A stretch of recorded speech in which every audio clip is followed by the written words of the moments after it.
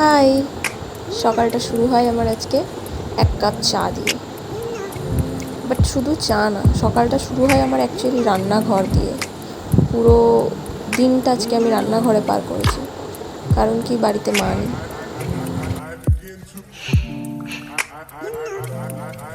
যাই হোক, কষ্ট করে রান্নাটা করেছি কোনো রকমে। ঠাকুমা ছিল, একটু একটু হেল্প করে দিয়েছে।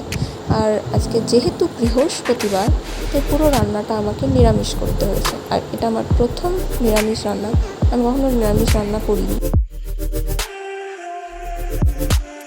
যাই হোক, সুন্দর করে করেছিলাম আমার পছন্দের কিছু খাবার, আমডাল আর আলু পোস্ত। আমডালটা আমার খুব খুব পছন্দের, খুবই পছন্দের। আর এটা আমি করছিলাম, তড়কা লাগাচ্ছিলাম ডালে।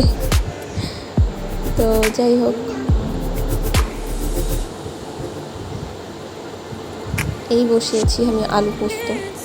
আলু পোস্ত বসাতে বসাতে এমন একটা ব্লান্ডার হয়ে যায়, আমি কি বলবো। হঠাৎ করে দেখি গ্যাসটা বন্ধ হয়ে যায়।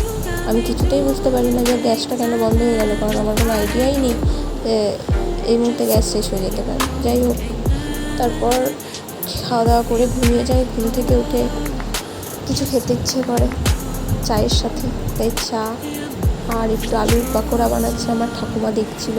ঠাকুমা ভাবছিল যে আমি এত কিছু কী করে করছি, আমি আদৌ এত কিছু পারি? অ্যাকচুয়ালি আমি সব পারি। Bye bye.